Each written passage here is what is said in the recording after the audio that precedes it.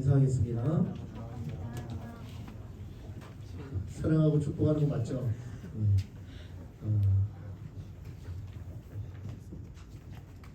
자, 함께 말씀 보도록 할게요. 느헤미야 8장 1절부터 12절까지입니다.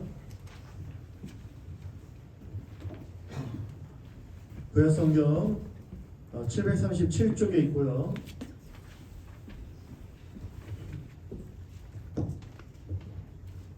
우리 한 절씩 교독하며 읽겠습니다. 제가 먼저 읽겠습니다. 이스라엘 자손이 자기들의 성읍에 거주하였더니 일곱째 달에 이르러 모든 백성이 일제히 수므라 광장에 모여 학사 에스라에게 여호와께서 이스라엘에게 명령하신 모세의 율법책을 가져오기를 청하매 일곱째 달에 청하되 제사장 에스라가 율법책을 가지고 회막 곧 남자나 여자나 알아들 만한 모든 사람 앞에 이르러 수므라 광장에서 새벽부터 정오까지 남자나 여자나 알아들을 만한 모든 사람 앞에서 읽음에 뭇 백성이 그 율법책에 귀를 기울였는데 그때 학사 에스라가 특별히 지은 나무 강단에 서고 그의 벽 오른쪽에 선 자는 마티랴와 상하와 우리아와 힐기야와 아하야로 그의 왼쪽에 선 자는 드라야와 이스라엘과 발기야와 하순과 하스사다와 스가랴와 스가랴나 에스라가 모든 백성 위에 서서 그들 목전에 책을 펴니 책을 펼 때에 모든 백성이 일어서니라. 에스라가 위대하신 하나님 여호와의 충성에 모든 백성이 손을 들고 아멘 아멘 하고 응답하고 몸을 굽혀 얼굴을 땅에 대고 여호와께 경배하니라. 예수와 바니와 세레바와 야민과 국과 사부대와 호디야와 마아세야와 그리다와 아사랴와 요사박과 하난과 블라야와 레위 사람들은 백성이 제자리에 서 있는 동안 그들에게 율법을 깨닫게 하였는데 하나님의 율법책을 낭독하고 그 뜻을 해석하여 백성에게 그 낭독한 것을 다 깨닫게 하니 백성이 율법의 말씀을 듣고 다 오는지라 총독 느헤미야와 제사장 겸 학사 에스라와 백성을 가르치는 레위 사람들이 모든 백성에게 이르기를 오늘은 너희 하나님 여호와의 성일이니 슬퍼하지 말며 울지 말라 하고 느헤미야가 또 그들에게 이르기를 너희는 가서 살신 것을 먹고 단 것을 마시되 준비하지 못한 자에게는 나눠주라. 이 날은 우리 주의 생일이니 짐짓하지 말라. 여호와로 인하여 기뻐하는 것이 너희의 힘이라 하고 레위 사람들도 모든 백성을 정숙하게 하여 이르기를 오늘은 성일이니 마땅히 조용하고 근심하지 말라 하니 모든 백성이 곧 가서 먹고 마시며 나누어 주고 크게 즐거워하니 이는 그들이 그 읽어 들려준 말을 밝히 알미라. 아멘. 느헤미야 8장 말씀으로 함께 말씀 나눌 텐데요. 제목이 이렇습니다. 말씀과 예배로 일어나라. 우리 청년 1부 2024년도 주제 말씀입니다. 이 느헤미야 8장 3절, 5절, 6절이 약속의 말씀이고요. 말씀과 예배로 일어나는 청년 공동체입니다. 말씀을 강조할 거고요. 이미 사실 작년에 말씀을 강조했습니다. 리바이벌, 말씀으로 부흥하는 세대를 작년에 우리가 그걸 우리가 주목하고 집중했다라면 사역을 더불어서 올해는요. 그 말씀을 우리가 이렇게 힘을 실겠지만 예배하는 공동체, 모이는 공동체에 에너지를 쏟아 부을 겁니다. 그래서 말씀과 예배로 일어나는 공동체, 청년 공동체가 바로 2024년 되기를 간절히 바랍니다. 아멘. 느헤미야 말씀 나누겠습니다. 여러분들 느헤미야서를 아십니까? 느헤미야서는요 포로 귀환 시대에 쓰여진 책입니다. 남유다와 북이스라엘 갈라졌고 북이스라엘이 먼저 아수르에게 멸망당했고 남유다가 바벨론에 멸망을 당했습니다. 후로 70여 년이 지난 이후에 바사 제국이죠. 페르시아 왕 때에 칙령을 내려서 포로가 되었던 그 모든 백성들을 본국으로 돌려보냅니다. 그게 포로 귀환입니다. 1차, 2차, 3차에 걸쳐서 이루어지는데 3차 포로 귀환을 바로 느헤미야가 한 거죠. 하나님 앞에서 기도한 겁니다. 사실 느헤미야는요 포로로 끌려간 세대는 아닙니다. 포로가 끌려갔던 세대들 중에서 그곳의 부모들이 그곳에 머물 때 난 자녀죠. 그 다음 세대예요. 그렇기 때문에 이전의 예루살렘을 잘 기억하지 못해요. 이미 포로였습니다. 그런데 느헤미야는 당시에 그 바사 페르시아 제국의 관료까지 올라간 꽤나 성공한 사람입니다. 그런데 그가 듣게 되는 거죠. 포로로 귀환했던 사람들의 소식 들어보니 본국 예루살렘의 성이 황폐해졌더라. 성문들은 무너지고 불타고 성벽은 무너졌다 라는 비참한 소식을 듣습니다. 마음 아파하죠. 눈물을 흘립니다. 그래서 그 문제를 끌어안고 하나님 앞에 기도하죠. 4절입니다. 수일 동안 울며 슬퍼하며 하늘의 하나님 앞에서 금식하고 기도했어요. 사실 남의 이야기가 될 수 있었죠. 본국으로 포로 귀환하는 세대들, 본인은 페르시아의 높은 관료였기 때문에 안정적인 직장 가운데 굳이 그 문제를 끌어안고 기도할 필요 없었지만 그는 그 문제를 끌어안고 하나님 앞에 기도하며 눈물로 하나님 앞에 이 문제를 올려드립니다. 그리고 그 기도를 하나님이 들으시는 거죠. 어떻게 기도했습니까? 11절에 종의 기도를 들으시옵소서, 종의 기도를 들으시옵소서 하며 하나님 앞에서 기도하기 시작하자 하나님께서 은혜를 베푸시고 그렇게 기도한 느헤미야를 통해 하나님의 일을 일하기 시작했다라는 겁니다. 그래서 이루어진 것이 바로 성벽, 무너진 성벽을 재건했던 3차 포로 귀환이 이루어진 거예요. 느헤미야가 지도자가 되어 이스라엘 백성들을 끌고 예루살렘으로 들어갑니다. 그런데 막상 도착해 보니 들었던 것 그 이상이에요. 말씀 보시면 2절 말씀에 보면 어떤가 하여 그 성벽을 한 바퀴 돌아보기 시작하는데 밤에 나가서 보니 예루살렘 성벽이 다 무너졌고 성문은 불탔다. 말로만 들었으나 실제로 눈으로 보게 된 거죠.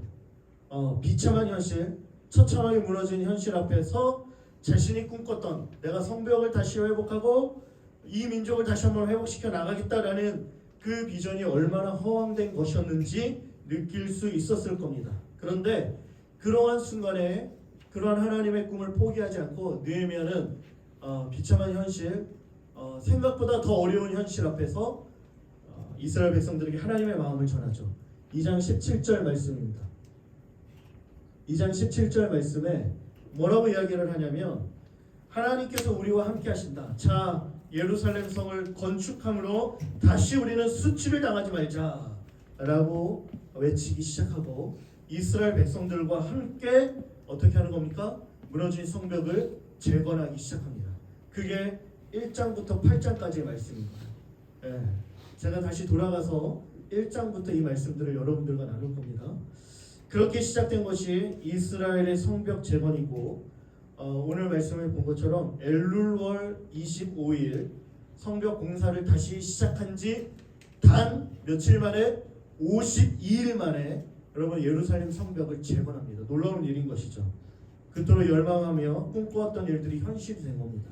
열악한 환경이었지만 지도자 느헤미야를 필두로 온 이스라엘이 단합하여 성벽을 재건한 겁니다.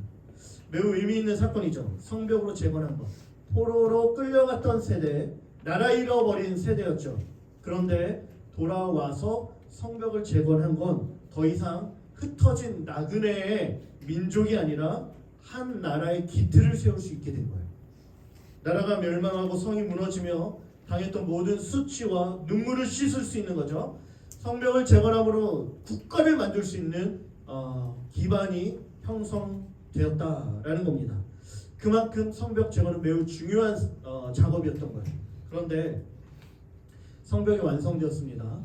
이 순간 이스라엘 백성들이 해야 할 중요한 작업이 더 있었다는 거예요. 눈에 보였던 성벽을 재건하는 일에 그동안 공을 들였더라면 이제 눈에 보이지 않지만 더 중요한 영적인 성벽 재건, 바로 이스라엘 백성들의 신앙을 회복하는 것이 그들에게 필요했다라는 겁니다. 이스라엘 백성들이 하나님 나라의 백성으로 세워지는 일, 그러한 부흥의 세대로 다시 회복되어지는 일, 그 일이 이 이스라엘 백성들에게 일어나야 한다는 거죠. 그 일을 이루기 위해, 그 일들이 일어나기 위해 오늘 본문 말씀 보면 수문앞 광장에 모여들기 시작합니다. 수문앞 광장에서의 놀라운 부흥이 일어나는 거죠, 여러분들. 왜 그들은 수문앞 광장으로 모여들었는가? 두 가지예요. 첫 번째, 여러분 말씀을 듣기 위해 모였다라는 겁니다. 우리 한 번만 같이 따라 읽어볼까요? 함께 같이 읽겠습니다. 말씀을 듣기 위해 모였습니다. 여러분 이걸 기억해 주셔야 돼요. 말씀입니다. 12장에 이르는 성벽을 봉헌하는 그 사이인 이 8장 말씀에 이스라엘이 하나님 나라의 백성으로 회복되기 위해 필요한 것이 무엇인지 우리가 발견할 수 있는데 그 첫 번째 모습이 말씀을 향한 갈망, 그리고 말씀을 통한 회복과 부흥의 모습이다라는 거예요. 1절 말씀을 한번 볼까 다시. 일곱째 달에 이르러 백성이 일제히 수문학 광장에 모였다라고 이야기를 하면서 모세의 율법책을 가져오길 청하죠. 일곱째 달 초 하루에 모였습니다. 엘룰월 25일에 성벽 역사가 맞춰졌죠. 엘룰월은 종교력으로 여섯째 달이에요. 여섯째 달이 맞춰지고 그리고 일곱째 달이 이루어지는 거예요. 25일, 여섯째 달 25일 이후에 일곱째 달 초 하루에 일주일이 지난 겁니다.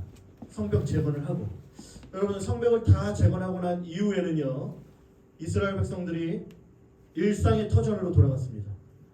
새로운 일상을 맞이하게 된 거죠. 이제는 성벽을 재건하는 일에 힘을 쏟는 것이 아니라 재건된 성벽 안에서 어떻게 살아야 할 건지에 힘을 쏟아야 할 때입니다. 자신들의 삶에 집중하며 먹고 살 일을 해야 하는 때였던 거죠. 다른 데 신경 쓸 겨를이 없습니다. 열심히 살아야 하는 거예요.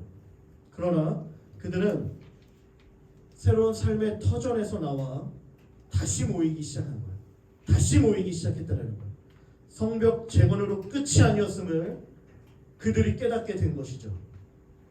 그렇게 수문학 광장에 백성들이 모이기 시작했고, 말씀을 보니 남자 여자 모두 다 모였다라고 합니다. 누가 시키지도 않았는데 수많은 사람들이 몰려온 것이죠. 그리고 일제히 하나의 목소리를 내기를, 율법책을 가져오기를 청했다라는 거예요. 하나님의 말씀 듣기를 사모했다라는 것이죠. 여러분들, 나라의 멸망으로 흩어진 유대인들이었습니다.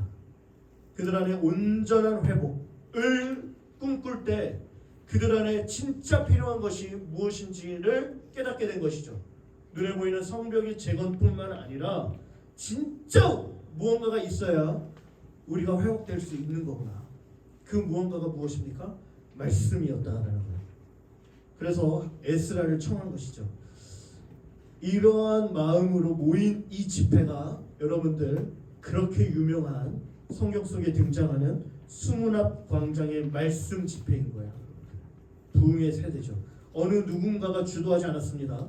지도자 느헤미야, 학사 겸 제사장인 에스라가 주도한 집회가 아니었어요. 여러분들, 말씀에 대한 목마름과 열망으로 백성들로부터 시작된 이 불길이 옮겨간 겁니다.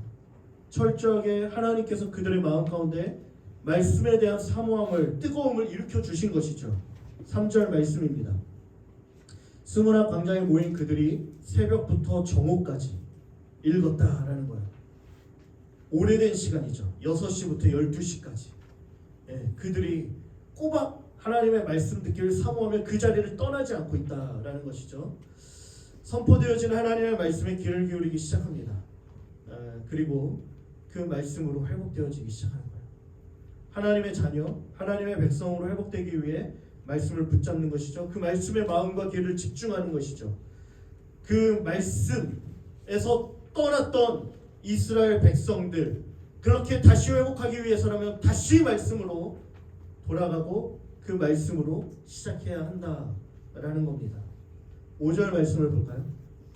에스라가 모든 백성 위에 서서 그들 목전에서 책을 펴니, 책을 펼 때에 여러분들 모든 백성이 일어서니라. 아멘. 말씀 앞에 반응하는 이스라엘의 이 모습을 주목해야 합니다. 여러분들, 책을 펼 때, 하나님의 말씀을 펼 때 모든 백성이 앉아있지 아니하고 경외함으로 일어섰다는 거예요. 말씀 앞에 반응하는 이스라엘의 모습, 감격스러운 장면입니다. 여러분들. 이 장면은요, 철저하게 무너졌던, 쓰러졌던 이스라엘 백성들이 다시 회복되어지는 감격스러운 장면인 거예요. 일어섰다라는 이 단어에 여러분들 주목해야 합니다. 목사님 괜히 설교 제목을 일어서는 이라는 표현을 쓴 거 아니에요. 말씀과 예배로 일어서는 청년 공동체. 하나님의 말씀과 예배로 부흥케 되어진, 회복케 되어진, 정말 그 자리에서 털고 일어나서 하나님의 백성으로 회복되어지는 여러분들 다 되기를 주님의 이름으로 축복합니다. 그러한 마음의 간절함과 소망이 있어야 한다라는 것이죠. 여러분들, 이스라엘 백성들은요, 스스로 일어날 힘이 없었습니다. 말씀에 반응하며 말씀에 귀를 기울일 때 비로소 일어서게 된 거죠. 어떤 백성이었냐면 에스겔 37장 11절에 하나님께서 선지자에게 주신 환상 중에 이스라엘이 이와 같다라고 얘기를 하는데, 이렇죠. 뼈들, 어떤 뼈들이에요? 수북히 쌓인 마른 뼈, 죽은 자들, 죽임을 당한 자들, 그 뼈가 수북히 쌓여있는 골짜기에 있는 이 뼈들은 이스라엘 족속이라. 이 뼈들은 말랐고 소망이 없으니 우리는 다 멸절되었다라는 거죠. 그 뼈들이 이스라엘이고요. 스스로 일어날 힘이 없어요. 회복될 소망이 없습니다. 다시 살아날 가능성이 단 1%도 없는 완전히 죽어버린 상태인 거죠. 그런데 그렇게 죽어버린 상태인 이스라엘 백성들을 향하여 하나님의 말씀이 선포되어질 때 그들이 일어서기 시작하는 거예요. 자리에서 일어나는 거예요. 말씀 앞에 일어나는 거, 반응하는 거예요. 회복되어지고 그들의 심장이 뛰기 시작하고 본질이 사망에서 생명으로 옮겨지기 시작하는 것이죠. 먼지와 같고 보잘것없는 그런 민족이 아니라 하나님께서 함께 하시는 지극히 큰 군대로, 여호와의 군대로 일어서는 거예요. 하나님께서 선지자에게 이 뼈들이 능히 살겠느냐, 죽은 자들이 이 뼈들이 능히 살겠느냐, 하나님께서 살리시는 것이죠. 생기가 들어가자 그 뼈들이 다시 그 살들이 붙고 큰 여호와의 지극히 큰 군대가 되었다라고 말합니다. 여러분들, 이것이 하나님께서 우리에게 주시는 회복과 부흥의 모습인 거예요. 말씀 앞에 일어서는 자, 말씀 앞에 반응하는 자, 말씀 앞에 하나님 앞에 온전히 서는 자가 하나님 주시는 부흥을 경험할 수 있다는 겁니다. 2024년 한 해 하나님께서 특별히 이런 은혜가 우리 교회에 부어졌으면 좋겠습니다. 우리 아현장로 교회, 그리고 아현장로 교회의 미래인 여러분들, 청년 세대에 하나님께서 이러한 부흥을 주실 줄 믿습니다. 하나님께서 이러한 회복을 주시기 위해 여러분들을 초청하는 거죠. 수문학 광장으로 나오라. 말씀 앞으로 나오라. 말씀의 불을 지펴주시는 것이죠. 미국 대통령 가운데 존경받는 두 명의 대통령을 뽑는다라면 에브라함 링컨이랑 존 F 케네디죠. 그런데 정말 인기가 많은 대통령이죠. 근데 완전히 상반된 삶을 살았어요. 아브라함 링컨을 보면요, 성경의 대통령입니다. 우리가 잘 알죠. 어머니께서 그에게 물려준 건 어찌 보면 가난이었지만 어머님의 책을, 성경책을 유산으로 물려줬어요. 그리고 그 성경책 위에 손을 얹고 미 합중국 대통령으로서 하나님의 말씀으로 이 땅을 통치할 것을 선언합니다 라고 했던 분이십니다. 말씀대로.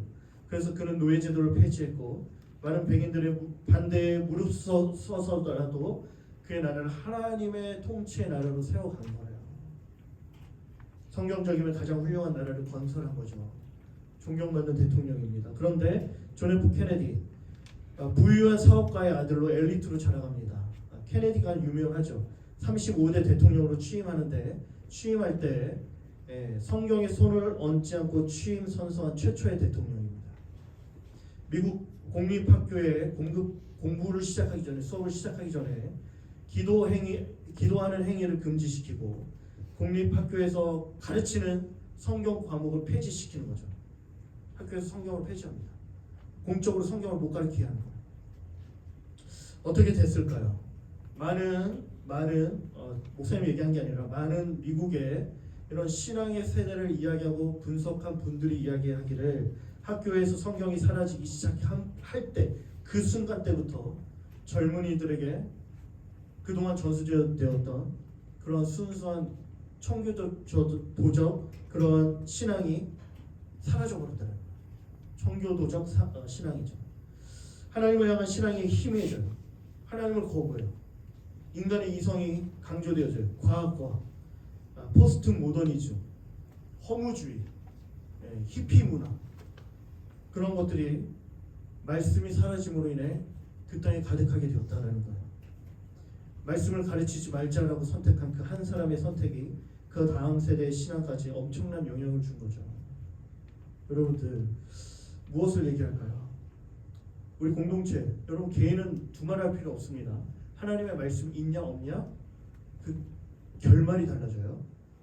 공동체를 볼 때 그 공동체 하나님의 말씀에 대한 열망과 갈망, 그 말씀에 대한 문화와 거룩한 정말 그런 움직임이 있냐 없냐는 그 공동체의 끝을 완전히 다르게 만듭니다.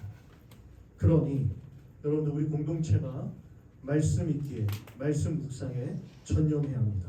올 한 해 공동체적으로 말씀 읽는 일에, 말씀을 묵상하는 일에 여러분들 참여하십시오. 성경 통독반이 열립니다. 성경 큐티를 합니다.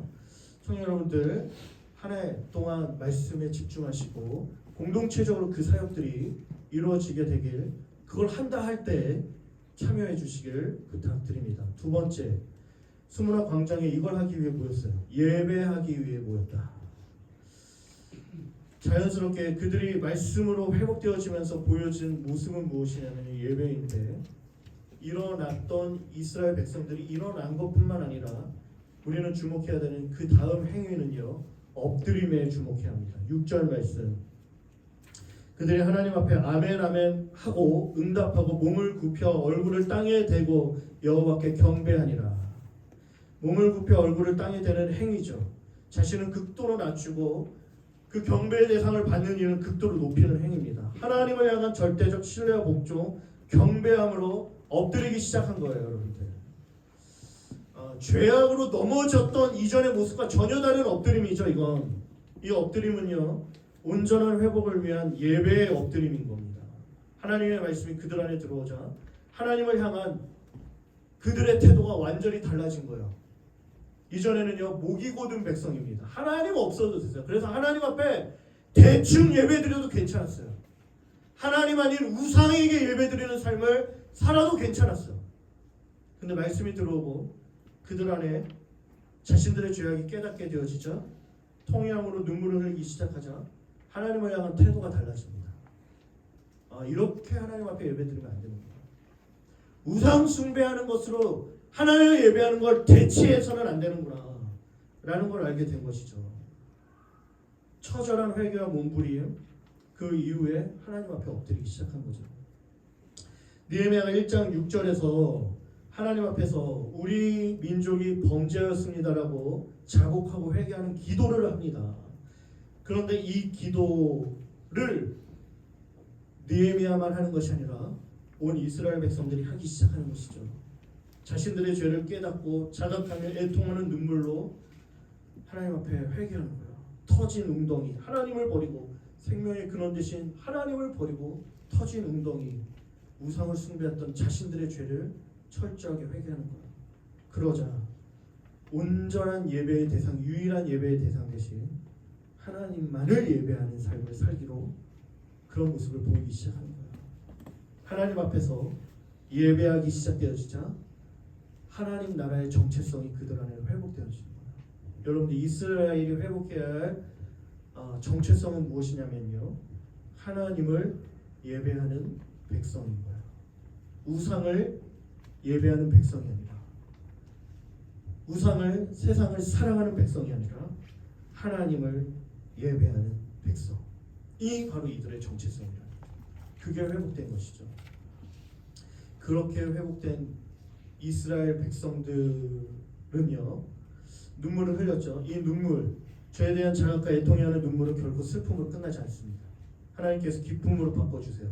10절 말씀에 보면 슬피 우는 이들을 향하여 느헤미야가 에스라고 외칩니다. 근심하지 말라, 울지 말라. 이날은 여호와의 날이니 여호와로 인하여 기뻐하는 것이 우리의 힘이다 라고 얘기합니다. 일곱째 달 초하루, 그날은 거룩한 성일, 나팔절로 지키는 성일인데요, 예배가 회복되어진 것이죠. 하나님과의 관계가 회복되어진 것이죠. 그럴 때 여호와를 기뻐하는 것이 너의 힘이다. 결론적으로 하나님을 예배하는 것이 우리의 힘인데, 여기서 힘이라는 단어를 썼습니다. 무슨 뜻이냐? 힘은요, 요새, 피난처. 하나님이 우리의 요새, 피난처가 되어 주신다는 거예요. 여러분, 그동안 성벽을 만들었습니다. 왜 성벽을 만들었어요? 외부의 침입을 막기 위해서, 공격을 당하지 않기 위해서. 그런데 그 성벽이 진짜 우리를 지켜주는 게 아니라 여호와를 기뻐하는 것이 너의 힘입니다. 여호와 하나님이 우리의 진짜 요새, 우리의 진짜 성벽이 되어주는 거예요. 그 하나님을 예배해야 하는 것이죠. 그럴 때 우리의 삶이 안전할 수 있다. 그렇게 예배를 한 이 느헤미야 세대를 성경이 어떻게 평가하고 있을까요? 느헤미야 8장 17절과 18절 말씀에 사로잡혔다가 돌아온 회중이 다 초막을 짓고 그 안에 거하니, 여러분들 이거 주목하셔야 합니다. 느헤미야 세대, 수문학 광장에 모여 예배한 세대를 향하여 눈의 아들 여호수아 때로부터 그날까지 이스라엘 자손이 이같이 행한 일이 없었다. 이렇게 예배를 드렸던 이전의 세대가 없었다라는 거야. 여호수아 세대의 이후로 하나님 앞에 전심으로 하나님만을 예배한 온전한 예배의 태도로 하나님 앞에 나간 세대가 없었다는 거예요. 느헤미야 세대를 향하여 예배의 세대라고 불러준 것이죠. 하나님의 부흥의 세대인 겁니다. 예배에 성공한 세대라는 거예요. 성경 안에 이 세대가 두 세대 나와요. 여호수아 세대와 느헤미야 세대. 바라기는 여러분들 우리 청년부가 이러한 예배에 성공한 부흥의 세대가 되기를 간절히 바랍니다. 아멘. 아멘. 네. 여러분들 오늘의 청년 세대를 보면 황폐한 예루살렘 성읍과 같아 보이죠. 무너진 성벽, 불타버린 성벽. 여러분들 코로나가 지났습니다. 작년 한 해 우리 현장 예배가 온전히 회복되었죠. 1년이 지났습니다. 1년이 지나 보니까 어때요? 현장에서 모이는 예배의 힘이 많이 빠졌습니다. 부정할 수 없어요. 예. 그 전에 보였던 사람들 코로나 지난 이후에 보입니까? 안 보이죠? 예. 현장 예배의 힘을 빠졌어요. 제가 듣기로는 우리 아현장로교회 청년부의 현장 예배에도 힘이 많이 빠졌다. 예. 분석하고 평가한 객관적인 겁니다. 보였던 이전의 사람들 안 보여요. 이 자리에 있었던 사람들 없어졌어요. 모이는 예배의 힘이 많이 없어졌어요. 그래서 올 한 해는 현장 예배, 모이는 예배에 힘을 집중할 거예요. 사랑하는 청년 여러분들, 공동체는요 모일 때 힘이 있습니다. 모였다, 수문화 감정으로 모였다, 모인 것이 중요한 거예요. 모일 때 하나님의 은혜가 있죠. 하나님의 힘이 있어요. 그래서 저희는 청년 일부 리더들한테 제가 이런 얘기를 했습니다. 지난 한 해를 돌아보니까 청년부 예배에 청년 일부가 한 15명 정도 플러스 마이너스가 있어요. 한 12명, 13명 출석할 때도 있고 한 18명, 17명 출석할 때도 있어요. 근데 한 15명이 평균적이야. 우리 15명이 모였는데 올해가 지날 때는 더도 말고 덜도 말고 딱 2배. 현장에서 함께할 예배자 30명 놓고 목사님은 기도한다. 30명의 예배자를 주옵소서 라고 제가 오후에 리더 모임하는 우리 지체들하고 얘기를 나눴어요. 우리 부장지사님과도 그렇게 얘기했고 저는 기도하려고 해요. 그 30명, 저 15명 플러스 15명이죠. 오늘 제가 세보니까 우리 청년 일부가 20명 가까이 왔어요. 우리 새로 올라온 친구들도 있고요. 그 15명의 새로 올 새 가족들이 포함될 수도 있죠. 코로나 이전에 예배했던 청년들이 다시 나올 수도 있습니다. 바라기는 이 30명이 300용사가 되기를 바라요. 그리고 아까 우리가 예배를 위해서 기도할 때 제가 이런 얘기, 하나님 주신 마음이었어가지고 마포구 내에 하나님께서 청년 예배 공동체를 찾는다면, 예배 공동체를 찾는다면 어디가 있을까? 바라기는 우리 청년부 지체들이 이렇게 외쳤으면 좋겠어요. 하나님, 하나님, 우리 마포구 아현동에 아현장로교회 청년부 있지 않습니까? 우리 예배가 있지 않습니까? 하나님 다 받으시죠. 하나님 다 받으십니다. 다 귀한 예배지만 그래도 우리 청년부 예배를 드리는 여러분들의 마음 안에 이런 마음이 있었으면 좋겠어요. 하나님 다른 데가 아니라 우리가 예배 1등 하는 청년부, 예배 1등, 하나님이 정말 기뻐하시는 마포구 내에서 청년부 예배를 찾는다면 하나님 여기 있습니다 라고 자신 있게 말할 수 있는 그러한 우리 예배가 되었으면 좋겠어요. 저도 그렇게 노력할 겁니다. 애쓸 거고요. 저도 저 자신을 채찍질할 겁니다. 그러니 청년 여러분들, 이 2시에 이 예배의 자리 소중히 여겨주십시오. 목숨처럼 지켜주십시오. 하나님을 예배하는 예배의 세대가 부흥의 세대입니다. 하나님 그 사람들을 찾아요. 수문학 광장의 세대를 찾아요. 특별히 우리 아현장로교회 70주년입니다. 올해. 미래를 바라보며 우리 교회를 바라볼 때 여러분들이 부흥의 주역으로 서 있어야 됩니다. 말씀 붙잡고 하나님을 예배하는 부흥의 세대가 올 한 해 일어나게 될 줄 믿습니다.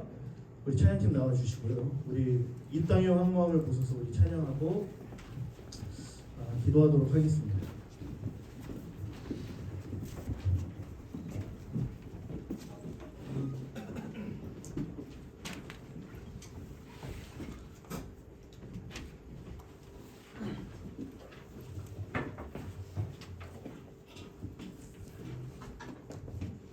이 뒤쪽에 좀 불 좀 우리 찬양 부회장님. 자, 우리 함께 같이 하나님 우리 공동체 안에 하나님 2024년 하나님 먼저 내 개인의 삶 가운데 하나님 우리 교회 안에 하나님의 놀라운 은혜와 부흥을 허락하여 주옵소서. 말씀과 예배가 살아나는 하나님 그러한 하나님 우리의 삶이 되게 해주십시오라는 마음으로 다시 찬양하겠습니다.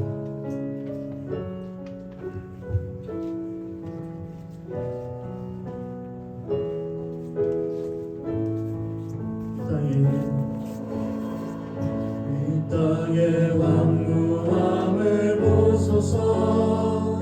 하늘의 하나님 긍휼을 베푸시는 주여, 우리의 죄악 용서하소서. 이 땅 고쳐 주소서. 이제 우리 모두 하나 되어 이 땅에 무너진 기초를 다시 쌓을 때 우리의 우상들을 태우신 성령의 불 임하소서.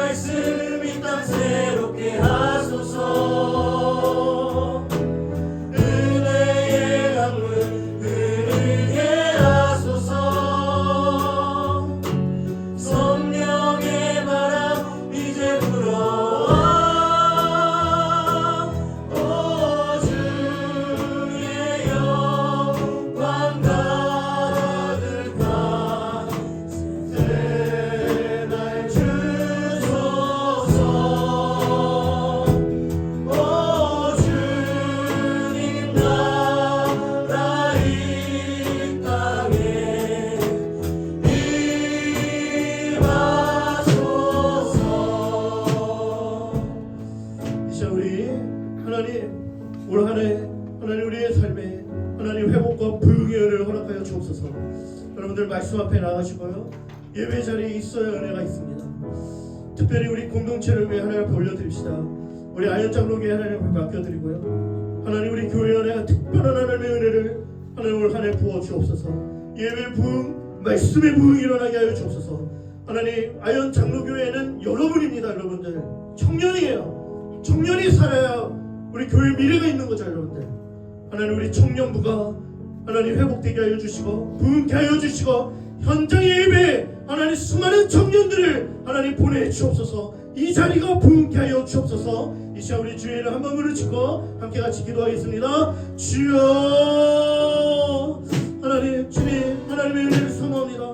하나님 2024년 한 해 하나님 우리가 전주일의 예배를 하나님 올려드리며 하나님의 꿈을 꾸기를 간절히 원합니다.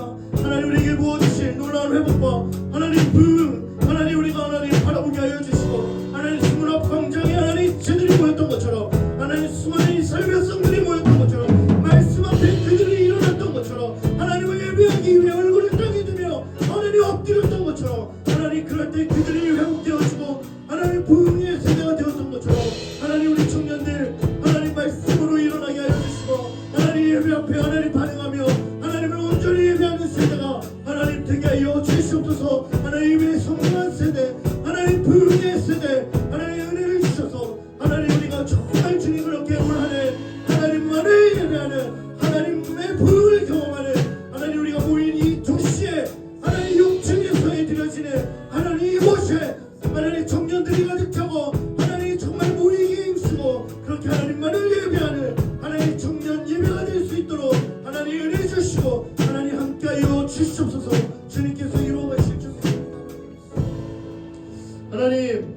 우리에게 회복과 부흥의 은혜를 주실 줄 믿습니다. 하나님 그 부흥을 사모합니다. 하나님 우리의 마음 안에 하나님 말씀을 향한 갈망과 간절함과 그 뜨거운 무들을 하나님 그 불들을 불씨들을 다시 한번 하나님 우리 가운데 허락하여 주셔서 하나님 주의 말씀 앞에 반응하면 일어서게 하여 주시고 하나님 말씀으로 반응하여 하나님 이전에 모든 내 안에 있었던 우상들이 불태워져서 하나님 올바른 예배의 대상이신 여호와 하나님을 향하여 하나님 우리의 온전한 예배의 태도를 회복함으로 하나님만을 온전히 예배하는 하나님 우리 청년부 예배에 성공한 부흥의 세대가 올 한해 우리 청년들 다 될 수 있도록 주님 축복하여 주시옵소서. 하나님 말씀과 예배의 삶으로 전심으로 하나님 옆에 나아가는 하나님 주의 청년들을 기억하여 주셔서 세상 속 늘 주님과 함께 동행하게 하여 주시고 삶의 모든 문제들을 믿음으로 넉넉히 이겨나갈 수 있는 하나님의 은혜를 경험하는 하나님 우리 청년들 모두가 될 수 있도록 인도하여 주옵소서. 예수님의 이름으로 기도드립니다. 아멘. 주기도문으로 예배를 마치겠습니다. 하늘에 계신 우리 아버지여, 이름이 거룩히 여김을 받으시오며 나라의 마옵시며 뜻이 하늘에서 이루어진 것 같이 땅에서도 이루어지이다. 오늘날 우리에게 일용할 양식을 주옵시고 우리가 우리에게 죄 지은 자를 사하여 준 것 같이 우리의 죄를 사하여 주옵시고 우리를 시험에 들게 하지 마옵시고 다만 악에서 구하옵소서. 대개 나라와 권세와 영광이 아버지께 영원히 싸움나이다. 아멘. 우리 하나님께 영광을 박수 올려드리겠습니다. 여러분들 각 부서별로 광고에